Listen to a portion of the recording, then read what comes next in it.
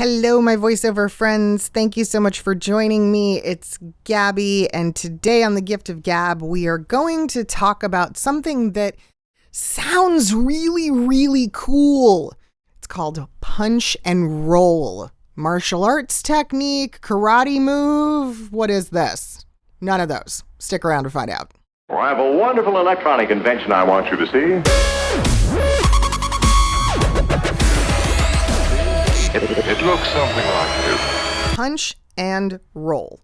It sounds amazing, right? Or like, something really tasty at a sushi restaurant. I don't know. I can't find a punch and roll. It's taught by a lot of voiceover coaches, and it's sometimes I hear it talked about like it's this, I don't know, like magical post-production fix that's just incredible and makes this tremendous difference in everybody's life. I kind of want to debunk it a little bit, maybe. I don't know. This might be a tiny bit controversial. Some people might not like this video.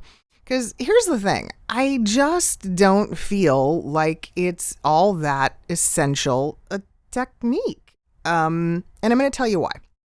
So, first of all, let's define it. Let's talk about what it is. So a punch and roll is a tool that you use while you are recording a piece of voiceover, usually something long form where you're in the booth for a significant period of time, typically like an audiobook or a long form narration.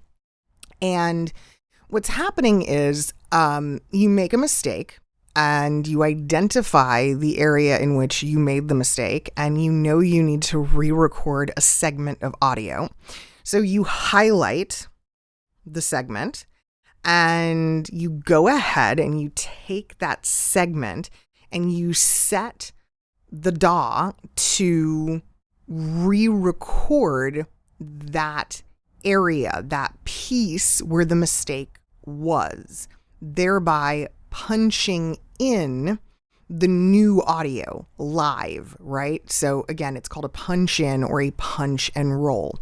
Yeah, people talk about it like it's God's gift, and I don't really understand why. I mean, guys, I've been doing this like a super, super long time, and I'm going to be honest with you. I don't see a practical application for this hardly ever. Like, I never use this. And so it's slightly complicated to set up. You need one of the better DAWs to be able to do it, like Adobe Audition or Pro Tools.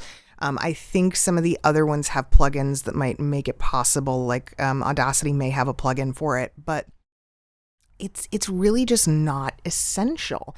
And I hear a lot of beginners talk about it and go, oh man, I've got to learn how to do this. And I'm kind of struggling with punch and roll. And I'm like, well, why? Why are you challenging yourself to learn this thing that you may not ever even need?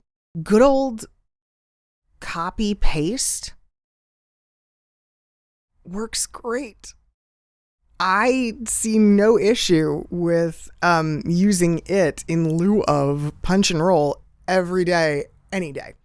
So when I have a mistake in a piece of audio that needs to be recorded, I will just go ahead, arm a new track, record the segment or the thing that I need re-recorded, and cut and paste or copy and paste it into the original piece. Easy peasy. Yes, I'll play, the piece to myself a few times so I know what I sounded like, so I can match myself in tone. And that's part of the charm of the punch and roll, is that you can hear yourself and sort of match yourself as you go. But I mean, for a lot of what we do, that's no more difficult than, again, playing the piece once or twice so you familiarize yourself with the performance that you were in the moment. And other than that, it's just not that complex. It's not that necessary. And really, when I do my copy paste or cut and paste, all I'm doing is utilizing another tool called a marker, which is super handy in identifying the region in which the mistake exists so that I know I'm able to identify exactly where it starts and ends. And if you don't know about marker tools, oh my gosh, make sure that you know where those exist and how to use them, because markers are awesome. Like in Adobe Audition, it's a shortcut. You just hit the M key and holy crap, it will change your life because it's an amazing, amazing tool. And it drops a marker right onto your track that you can not only see, but then use to help find and locate that placement. It's kind of like a stud finder for a piece of audio. It's amazing. But that's it. So anyway, the point of this video is to kind of try to find the path of least resistance, right? It's the shortest line from A to B. And with a lot of post-production, that's the thing that I think people miss out on. They overcomplicate sometimes, or they don't always find the easiest route or the simplest alternative. And there are a lot of those when it comes to audio production. So look for that, seek that out, because most of what we do is not as complex as what takes place in the musical world or in bigger audio productions. It's pretty simple. It's pretty base. So knowing that, find the simpler, easier path. And, most importantly, find what works for you. If you're really, really struggling with something, if something like a punch and roll technique is not working for you, then don't use it. Find an alternative, okay? Because there always is one. If this video was helpful and you want more tricks, tips like this on editing and on post-production, check out this video here. You might find this really helpful.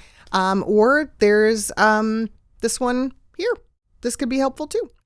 Thanks so much, guys, for watching. I'll see you soon. Bye.